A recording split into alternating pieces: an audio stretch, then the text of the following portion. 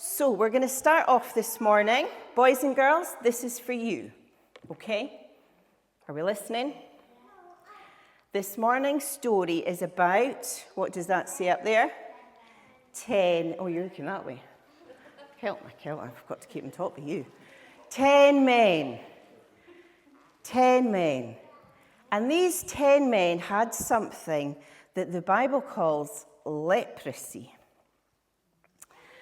Now, in the Bible times, they didn't have the same doctors, they didn't have the same medicine, they didn't have the same maybe medical understanding that we have now. But this is a man here with leprosy maybe, and it was a bit of a kind of skin condition. There we go. It covered a broad range of skin conditions. I always thought leprosy in the Bible was what leprosy as we know now. But I've discovered it wasn't. Who knew? It covered a broad, because they didn't understand. They didn't know. So it covered a broad range of horrible skin conditions, and it was understood to be contagious. And I'm sure in all cases it wasn't, but it was understood at the time that it was contagious. And people had to isolate together, they had to stay together. So if you had leprosy, you had to stay all with only people that had that. You had to be away from your family, you had to be completely isolated. Does that remind us about anything in particular? That isolating that many of us experienced, or we all experienced, 2020, 2021. But I'm sure for them it was much worse. And I'm going to have, Jake is going to come now. And Jake is going to come now. Come now. Now this is a man, this is one of the 10 men, will we say? This is one of the 10 men and he's got leprosy. Ooh. Stand to me, you just stay there. Now I don't think they had tracky bottoms in those days. I think they would have had maybe a bit more of, I'm going to put a dress on you. Oh, I think it's called handies in. They're somewhere. Right, this went really faster in my practice, okay? There we are.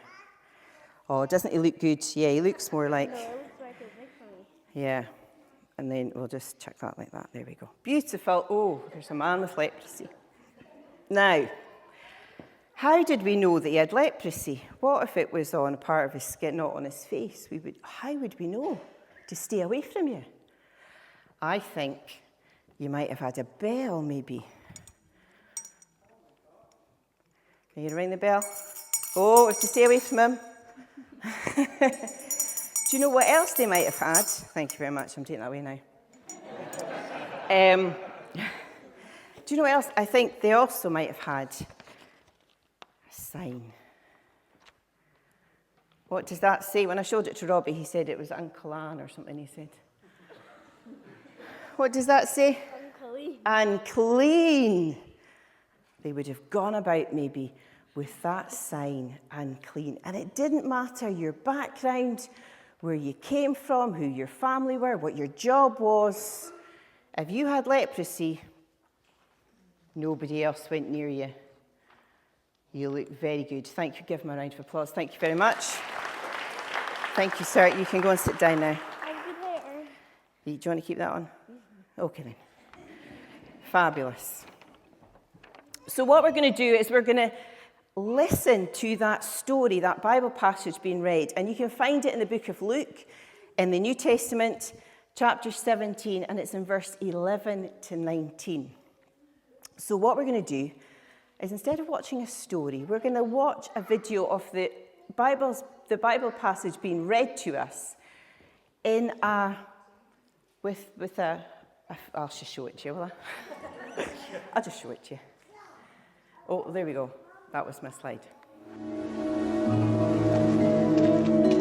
Now, on his way to Jerusalem, Jesus traveled along the border between Samaria and Galilee. As he was going into a village, 10 men who had leprosy met him. They stood at a distance and called out in a loud voice, "Jesus, Master, have pity on us." When he saw them, he said, "Go, show yourselves to the priests."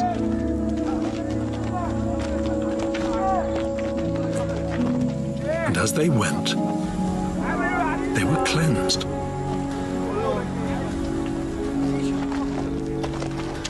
One of them, when he saw he was healed, came back praising God in a loud voice. He threw himself at Jesus' feet and thanked him, and he was a Samaritan. Jesus asked, "Were not all 10 cleansed? Where are the other 9? Has no one returned to give praise to God except this foreigner?" Then he said to him, "Rise and go. Your faith has made you well."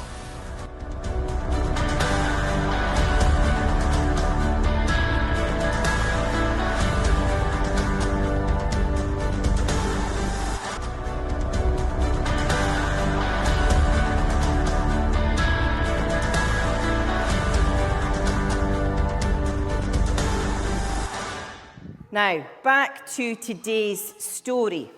I always think when you say story, it means it's not true. Do you know that kind of telling stories thing? But it was true. So, what happened? 10 men. Exie, what happened to the 10 men? 10 men had leprosy and they were healed. They were made clean, weren't they? But what happened then? Only one. Only one said thank you. Is that good? It was good that one did. But I reckon, do you think everybody here would have said thank you? Yeah. Do you think? Even Robbie? I think everybody would have said thank you, I'm sure. Now, what I'm going to do just now is I'm going to talk for about 6 or 7 minutes. It's always difficult when you say time, to the grown-ups. But see down there, there's some bits and pieces for you to do. And when you hear the music, that's your cue to listen and watch. And then after the music, you'll have 3 minutes, maybe 4, to finish off before you're going to show us what you've done, yeah? You up for the challenge? Fabulous. Challenge accepted over there. Brill. Right. 10 men. 10 men were cleansed, but only one said thank you.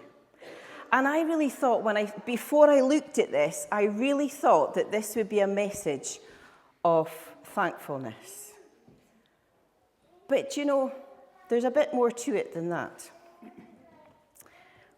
Only one said thank you, but 10 experienced the same thing. That tells us that many people can have the same encounter with Jesus, but not all have the same change. We can all be in the same place and hear the same message and have the same encounter, but not all of us leave the door with that same change. We don't all move forward with Jesus the same. Only one moved forward with all that God had intended for him. And that's really spoken to me this week. And that thought that, do I leave, not that we leave God's presence, don't hear what I'm not saying, but do I leave a space, a quiet time that I've had with the Lord? Do I leave a church service? Do I leave a moment and miss something that God had for me? And I really had to say sorry to God for the times that, have I rushed on when I should have stayed? The thought that those 10 lepers probably, let's think they hadn't seen their family for a long time. They would have been desperate, and you would totally understand that, yes, they would have had so much that they would have wanted to do, people they would have wanted to see. But in that, they missed something. They missed something.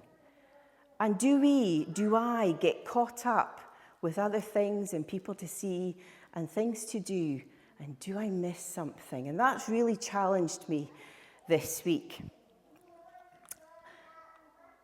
I thinking about Jake standing there with that sign, unclean. And you think back to those lepers and think, wow, what would it have been like standing there holding a sign, telling the world?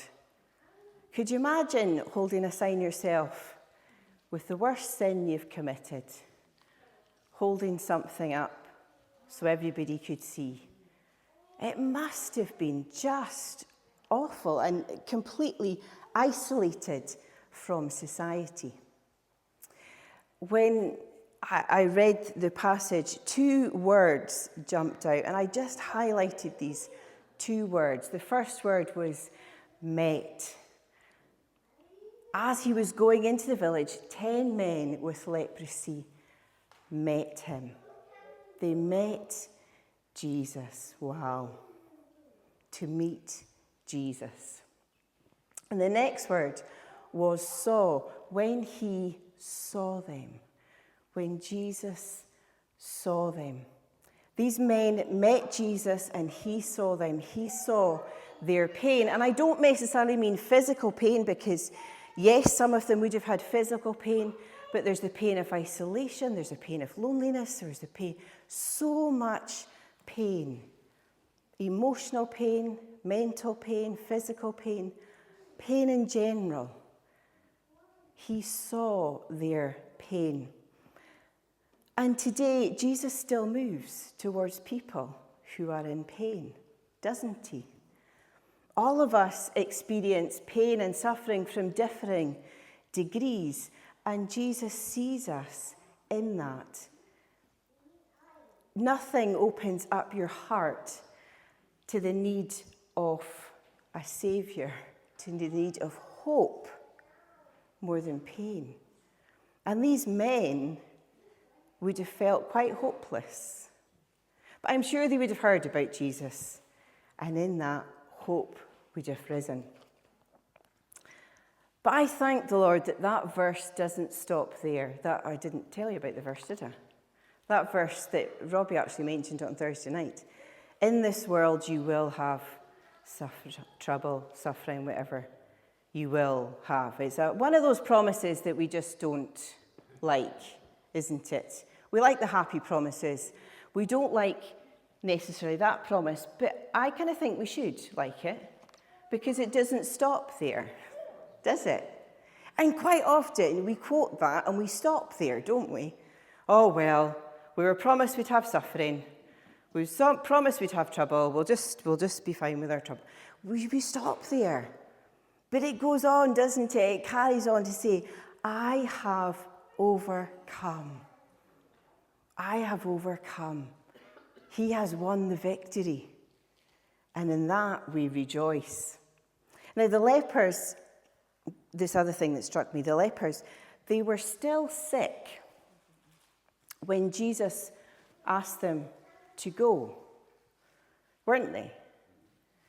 And they were probably, right enough, at the end of themselves. They had lost all hope, but heard about Jesus, and then a wee bit of hope rose. And Jesus said, go, and to show yourself to the priest, because in those days that's what they had to do. And these men, they had to take a step of faith before they were healed, because it says as they went, so they would have had to move and take that step of faith to go to see the lepers. And it reminds us too, doesn't it, of other Bible stories. If we were having questions this week, that would have been one of them. Think of all the other times in the Bible where Jesus said to do something before, like the parting of the Red Sea, for instance. But there's other times when Jesus says to do something, and it's that step of faith, isn't it? And it caused me to ask the question of myself, which I ask of us all today. Is Jesus asking us to take a step of faith? And maybe in our pain, sometimes we can like to stay there, but sometimes it's good to take that step if Jesus is asking us to do that. Savior, I come quiet my soul. Remember,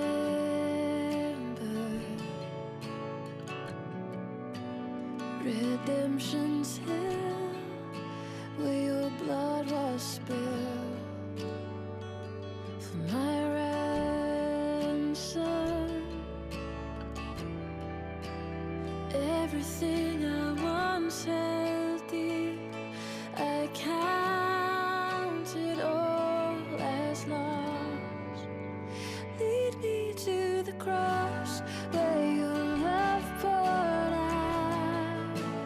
Bring me to my knees, Lord, I lay me down. Rid me of myself, I belong to you. Oh, lead me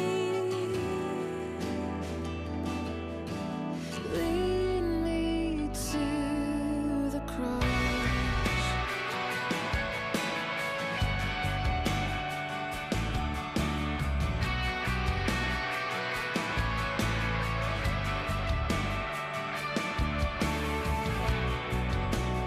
You were as I,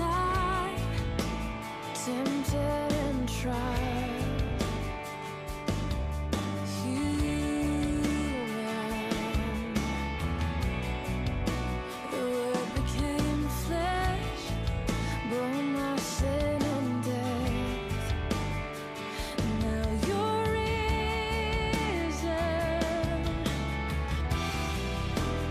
Everything I once held dear, I counted all as lost. Lead me to the cross where your love poured out. Bring me to my knees, Lord, I lay me down. Rid me of myself, I belong to you. Oh, lead me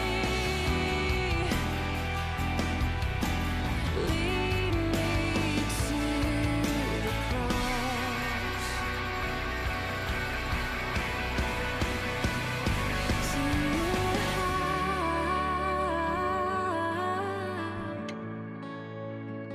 To your heart, lead me to your heart, lead me to your heart, lead me to the cross where your love poured out. Bring me to my knees, Lord, I lay me down. Rid me of myself, I belong to you. Oh, lead me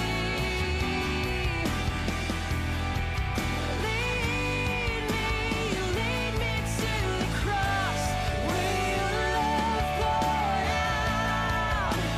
Bring me to my knees, Lord, I lay me down. Rid me of myself, I belong to you. Oh, lead me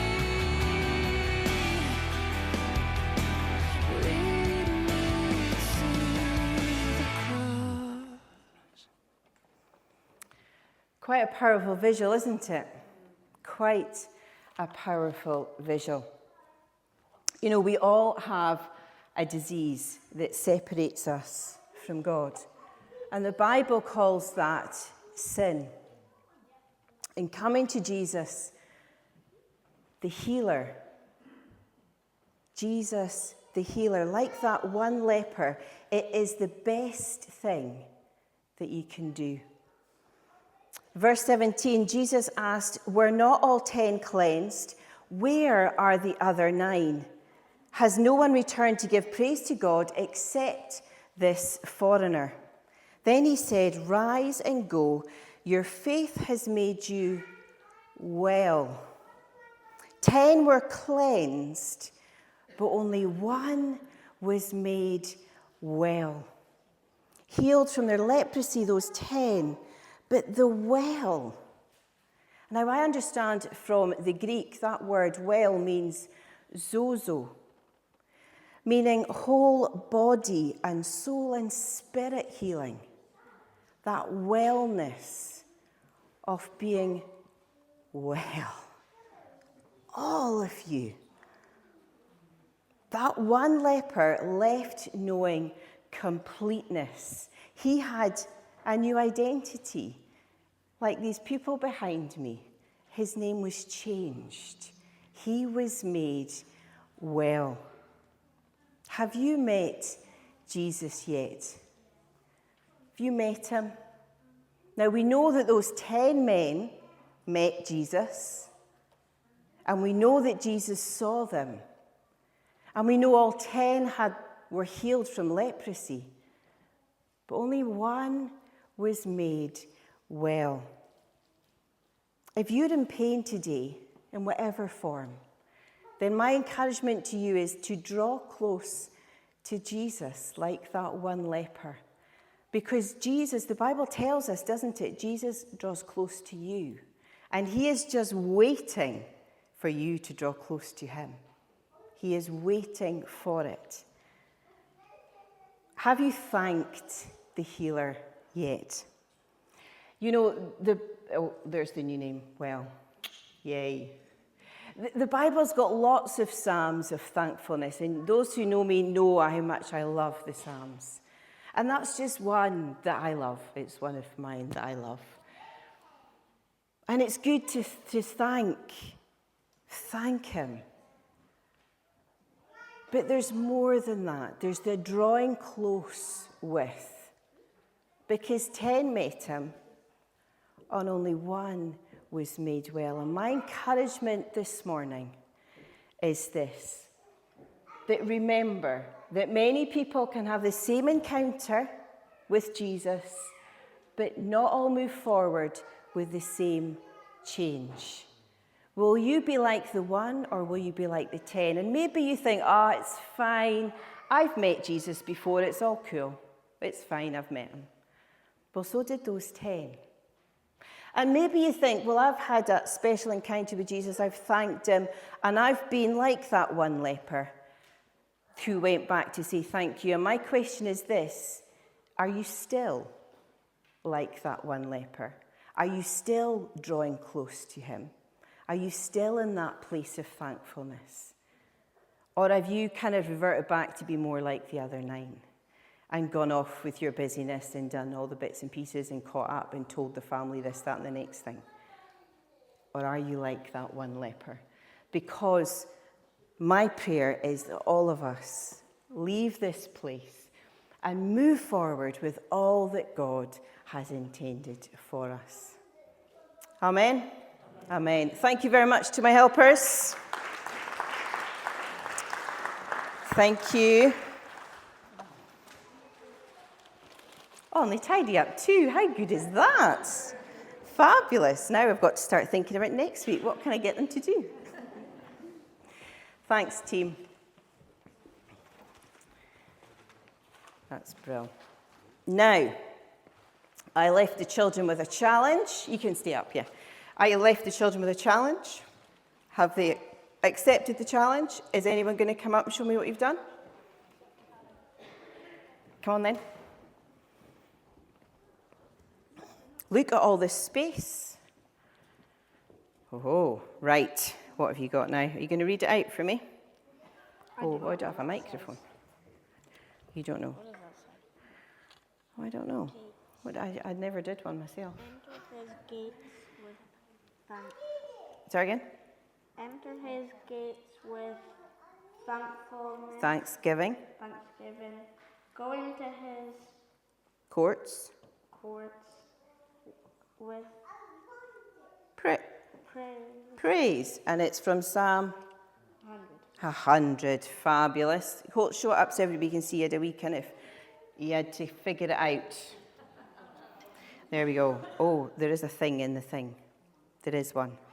Promise. Yeah, it wasn't in there. Don't. Right, what is it? Okay. I don't know what it is. I didn't practice this bit. There we go. There we go. You hold the microphone. Oh, I've got one. Right, it says... Shout for joy to the Lord. Okay, and there's a wee thing which is in your bag somewhere. Ruthlyn, come on. Shh. You've got one. Shh, shh, come on, quick, quick, quick. Yeah, come show. Good girl. Thank you. You're welcome. Yeah. Yeah. So it goes round when the thing's in. And it's got the whole of Psalm 100 in it. Isn't that good? Am I doing good? You're doing it beautifully. Fabulous. So it's number 100. Number 100.